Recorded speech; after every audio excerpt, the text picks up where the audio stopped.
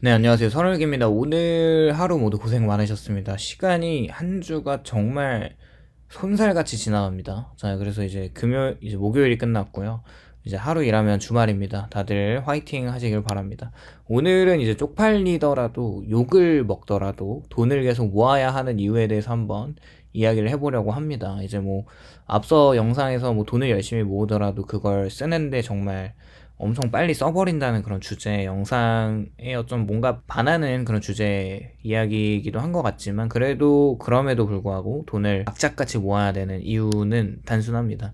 생각을 해보면 사람이 금주림보다 수치를 더 두려워하는데, 배가 고픈 것은 참을 수 있어도 남들 앞에서 뒤처졌다는 표정 하나를 견디지 못하죠. 그래서 우리가 필요하지 않은 것을 사게 되고 아직 감당할 수 없는 소비를 선택하면서 남들이 하는 만큼은 해야 사람 대접을 받는다는 어떤 착각 속에서 살아가는데, 이 사회에서는 돈을 안 쓴다는 말은 절약이 아니라 이상한 게 되고, 그 돈을 못 쓴다는 말은 곧 능력의 부족이나 성실하지 않음으로 해석이 가끔 되긴 하거든요. 그래서 많은 사람들이 차라리 통장을 어쩌면 비우는 쪽을 택하는데, 쪽팔림을 견디느니 차라리 미래를 저당 잡히는 쪽은 당장은 덜 아프기 때문에 그렇습니다.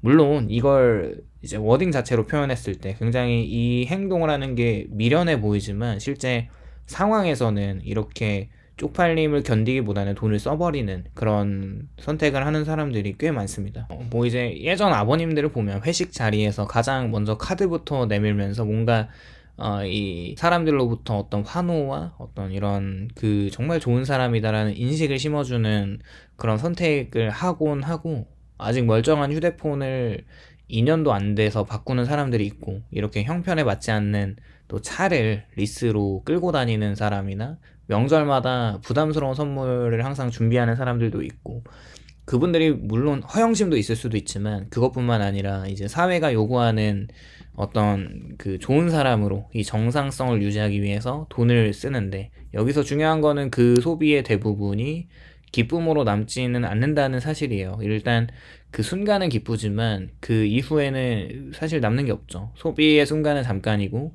그 이후에 남는 것은 카드값과 불안인데, 그럼에도 사람들은 소비를 멈추지 못합니다. 왜냐하면 이 사회에서는 절약이 미덕이 아니라 실패의 신호처럼 뭔가 취급되기 때문인 것도 같아요.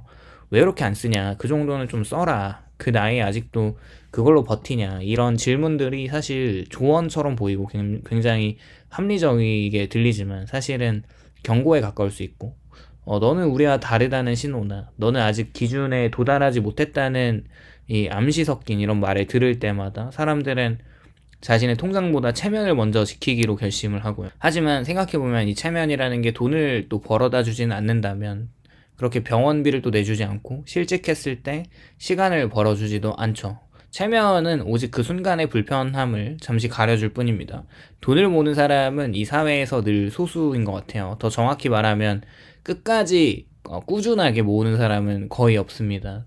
처음에는 다짐을 하죠. 몇 달만 좀 참아보고 이 정도는 줄여보자. 또 하지만 주변을 보면은 모두가 당연하게 소비를 하고 있고, SNS를 열면 누군가는 이미 한 단계 위의 삶을 살고 있는데, 비교가 아주 정교하게 설계되어 있어요. 남의 전체 인생이 아니라 가장 빛나는 순간만 보여주는 그런 속성을 갖고 있어서 사람들이 그 장면을 보고 자신의 일상과 비교를 하죠. 그 결과는 항상 같아지는데 부족하다는 느낌을 받고, 그런 감각을 느끼고 뒤처졌다는 느낌과, 그리고 그 공백을 메우기 위한 어떤 갭을 메꾸기 위한 소비나 쪽팔림이라는 게 이 구조에서 가장 강력한 동력이 되는데, 남들보다 못한 차를 타는 것이, 이제 값싼 옷을 입는 것들, 그리고 해외여행에 사진이 없는 것이 또 마치 자신의 가치가 낮아진다는 증거처럼 여겨지는데요. 그래서 사람들은 돈을 모으는 대신에 자신이 정상이라는 증명을 위해서 돈을 쓸 때도 있어요. 문제는 이런 증명이 끝이 없다는 데 있는데, 기준이 계속 올라가기도 하고 한 번 맞춘 기준은 곧 다음 기준을 요구하고, 그렇게 소비가 멈추지 않고 저축은 늘 다음 달로 밀려지게 됩니다. 하지만 현실은 냉정하죠. 쪽팔림을 피해 쓰지 않은 돈이 기억되진 않지만 모아두지 않는 돈은 반드시 부재로 드러납니다. 만약에 이제 아플 때나 급하게 직장을 잃었을 때나 가족에게 문제가 생겼을 때나 집을 갑자기 이사 가야 하는 상황이 닥쳤을 때 그 순간이 오면은 사회가 갑자기 개인의 책임을 강조하고요. 그동안 소비를 부추기던 목소리가 다 사라져버리고 왜 준비하지 않았냐? 뭐 이런 질문만 남습니다. 언제는 왜 돈을 안 쓰냐? 좀 그 정도는 써도 된다라고 이야기를 했던 그런 말들이 입을 싹 닫아버리죠. 이런 질문 앞에서 사람들은 깨닫는데 그동안 지켜왔던 체면이라는 게 사실 아무런 뭔가 이 현실의 위험 속에서 방패가 되어주지 못했다는 사실을 돈을 모은다는 것이 단순히 그렇게 부자가 되기 위한 행동이 아니라는 걸 깨닫게 되고 그것이 미래의 선택권을 사는 일이라는 것을 늦게 깨닫게 되죠. 그렇게 오늘의 쪽팔림을 견디는 대신에 내일의 굴욕을 피하는 선택을 합니다. 사람들은 흔히 말하는데 인생은 한 번뿐이니까 즐겨야 한다고 합니다. 결국에는 어떤 사람들도 죽음을 피해갈 수 없는 나중에 시기가 되면 나이가 들고 죽을 수밖에 없는 인생에서 너무 그렇게 박하게 뭔가 재미없게 그렇게 살아가는 것에 대한 노년의 후회를 이야기하지만 그건 또 사람마다 다른 것 같아요. 어떤 사람은 그 노년에 후회할 수 있었던 것이 열심히 살아와서 생기는 후회라고 한다면 그렇게 열심히 살지 않아서 나이가 들었을 때는 열심히 살지 않은 것에 대한 후회를 하지 않을까 그런 생각을 해보고요. 하지만 이렇게 즐길 수 없는 순간이 닥쳤을 때는 돈이 없으면 선택지는 무조건 사라집니다. 즐거움이 선택이라면 생존은 선택은 아니죠. 그 경계에서 돈의 유무, 내가 가지고 있는 이 돈의 유무가 인간의 태도를 완전하게 바꿉니다. 쪽팔리는 것은 일시적입니다. 하지만 돈이 없는 상태는 항상 구조적인 것이죠. 한번 무너지면 회복하는데 몇 년이 걸리게 되고 나이가 들수록 그 시간은 더 길어지게 되는데 젊을 때의 절약은 인색함으로 물론 보일 수도 있지만 나이가 들었을 때의 무일푼은 무능으로 취급이 됩니다. 이 사회가 젊은이의 가난에는 관대하지만 늙은 사람들의 가난에는 굉장히 잔인하거든요. 그래서 돈을 모으는 일이 단순한 개인 선택이 아니라 미래의 존엄성을 지키기 위한 준비일 수도 있어요. 사람들은 그렇게 아끼면 무슨 재미로 사냐 하지만 정말 물어야 할 질문은 이건데 돈이 없을 때 인생은 얼마나 잔인할까?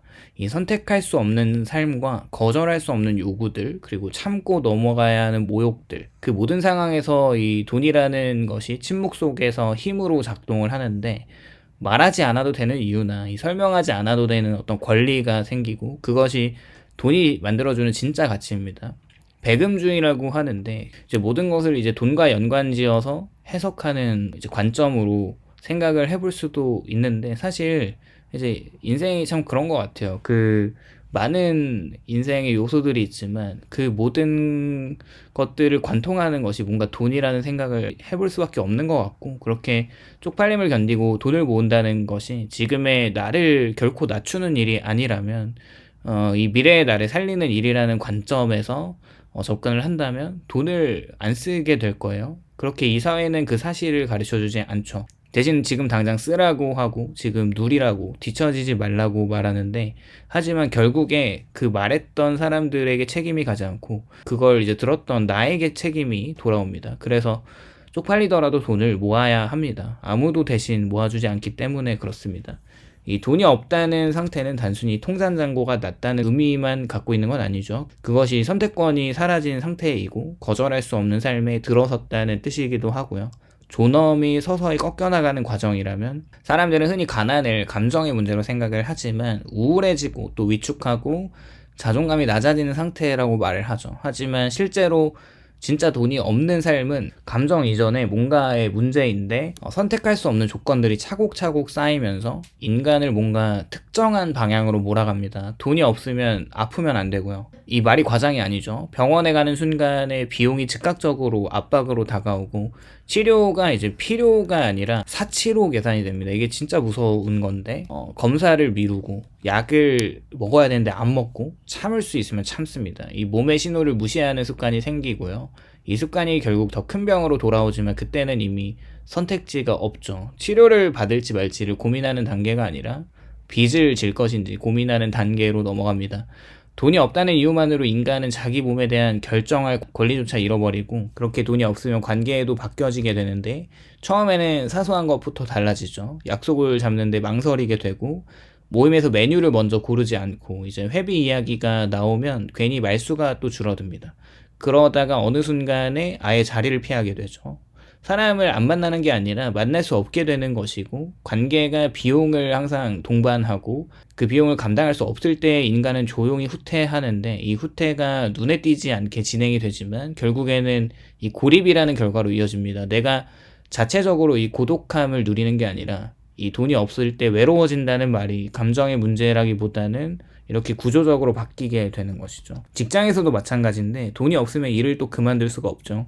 부당한 대우를 받아도 과도한 업무를 떠안아도 모욕적인 말을 들어도 버텨야 합니다. 그만두는 선택지가 없어지고 이미 사라져 있기 때문에 그렇고요. 사람들이 흔히 다들 참고 산다고 말을 하지만 참고 사는 이유는 제각각인데 어떤 사람은 목표가 있어도 참고 어떤 사람은 조건이 좋아서 참고 그리고 어떤 사람은 돈이 없어서 다 참고 살죠. 마지막의 경우가 가장 위험한데 이때의 인내는 선택이 아니라 뭔가 강요입니다. 인내를 한다고 하지만 어쩔 수 없이 그것을 강요된 인내가 되는 거죠. 그렇게 결국 인간을 마모시키고 결국 돈을 모으는 이유가 부자가 되기 위해서가 결코 아니고요. 남들보다 잘 살기 위해서도 아니고 최소한 무너지지 않기 위해서입니다.